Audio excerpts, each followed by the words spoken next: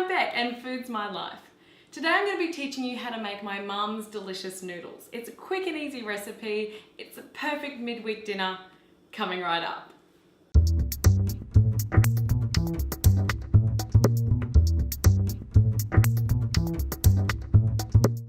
So my mum makes this noodle recipe all the time, and to be quite honest, I don't know where she got it from. I think she just made it up. So it's not necessarily a Sri Lankan recipe, although it does feature some of the typical Sri Lankan ingredients like the curry leaves and the pandan leaves and the lemongrass. So she's just made this up. She's been making it for years and it's delicious. Everybody in my family begs her for the recipe, so now I'm going to share it with all of you. In a minute, I'm going to take you over to the stove and show you just how easy it is to toss all these ingredients together and come up with this amazing, delicious dish. First of all, though, I'd like to talk you through the ingredients. So the first thing you need to do is buy a 500-gram packet of rice vermicelli noodle. And you need to cook those noodles according to the packet directions. So this is 500 grams of cooked rice vermicelli noodles. And as you can see, that's a lot of noodle. However, I'm cooking this for at least 6 adults and I would like this dish to last 2 dinners worth. So I always make a lot of this dish at a time. So I don't have to cook every night. It just lasts over a couple of nights and it's easier. If you want to try a smaller portion, however, just halve all my ingredients in this recipe. Okay, so next we have 1 large diced onion. Then I have finely chopped about 2 centimeter length of ginger. And here I've finely chopped about 6 cloves of garlic. Again, I've finely chopped here 1 stalk of celery, leaves and all. And here I have half a chopped capsicum. Now, of course, you can use red or yellow capsicum if you want to add some colour to this dish. And normally I would, but green capsicum was all I had in the fridge, so I just went with green capsicum today. Now, I like a bit of spice. So here I have 2 green chilies, finely chopped. Of course, if you don't want the heat, you can always leave this out. I have 4 cardamom pods. I have a pandan leaf. Now this might be the hardest ingredient for you to find, and if you can't find pandan leaf, you can live without it in this recipe. Curry leaves. Now you can't live without this. This is one of the essential ingredients. It gives so much flavour. So if you don't have a curry plant in your garden, remember you can always buy this from the refrigerated herbs section of your grocery store. And here I have 1 stalk of lemongrass that I have picked from the garden. I've given it a good old bruising and bashing with the end of my knife just to release all those lovely oils which are going to contribute to so much flavour. Then here I have half a cup of frozen peas, which we will throw in right at the end. I have 2 eggs, and here I have some flavours. So I have 3 to 4 teaspoons of chicken stock powder. Now you can use less if you want, but you will find you'll have to add more salt to taste at the end. So the stock powder is naturally salty. If I use 4 teaspoons now, I won't have to add much salt at the end. I've got 1 teaspoon of black pepper, and here's just a tip. I grind my pepper from the black peppercorns just because I find that the flavour is much more pungent. And then I have 1 level teaspoon of turmeric, and that's going to add a lovely yellow colour to this dish.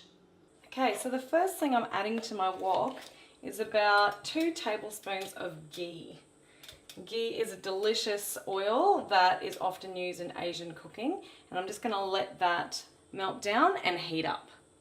Okay, that ghee is nice and hot. Now it really is a matter of throwing everything in, but I do like some kind of order to how I do this. So I always start off with my onions.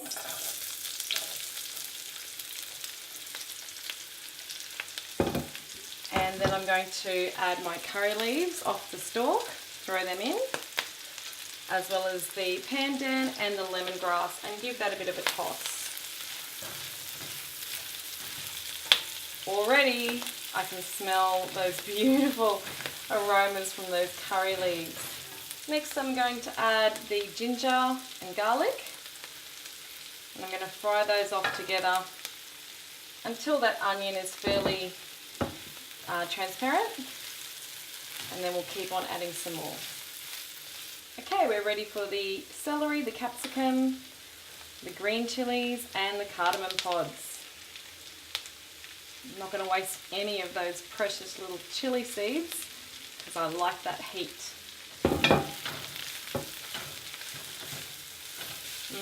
Amazing smells now.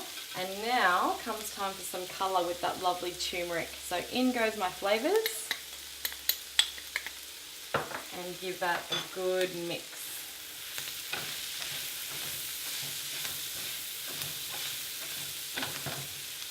Okay, at this stage I'm going to add my 2 eggs. Just going to plonk them in and I'm going to break them up.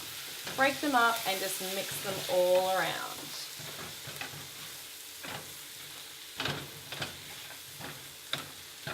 Finally, I'm going to pop those peas in. And now, I have been cooking on quite a high heat. I'm going to turn that heat down right low while I start to incorporate those noodles. And while I do that, I'm just going to pull out those bulky items, the lemongrass and the pandan leaf, and then I'll return them to the pan later. So, very slowly, a little bit at a time, I'm going to start adding my noodles. And I generally do this with a pair of tongs so I can break the noodles up as I go. This does take a little while and it's really important that you mix it thoroughly so that every little piece of noodle gets some of that beautiful flavour. Alright.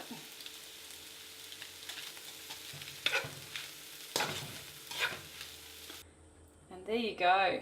That's it. My noodles are done. Now that all came together really quite nicely, and what I'm going to do now is I'm just going to keep that covered, stove completely off of course, until I'm ready to eat it so that all those flavours are still working in there together, especially with that lemongrass and the pandan leaf on top. Now I have to be completely honest, look, I didn't use all my noodles this time, I still have some left. And that's because I've been tasting it as I go, and at this stage the seasoning is just perfect without me having to add more salt. So I thought if I keep on adding more noodles, I'm going to need to add more salt. So I'm happy where it is with the taste at where it is, so I'm going to leave it just like that.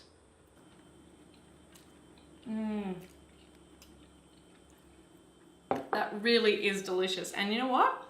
I think I nailed it. That's just as good as Mum's. I'm really proud of myself, so if I can do it, you guys can too. This is so Moorish, you could just eat it on its own. However, if you want to make a meal of it, don't forget to watch my video called Chicken Chili Fry. That's a Malaysian spicy soy chicken dish that goes perfectly with these noodles. So now it's your turn. If you'd like to have a go at making Mum's delicious noodles, please check out the description box below. You'll see links to my website where you can get the recipe for this and recipes to everything else I do. Don't forget to like the video, share the video, better still subscribe so you can get little notifications whenever I've uploaded a new video. See you next time.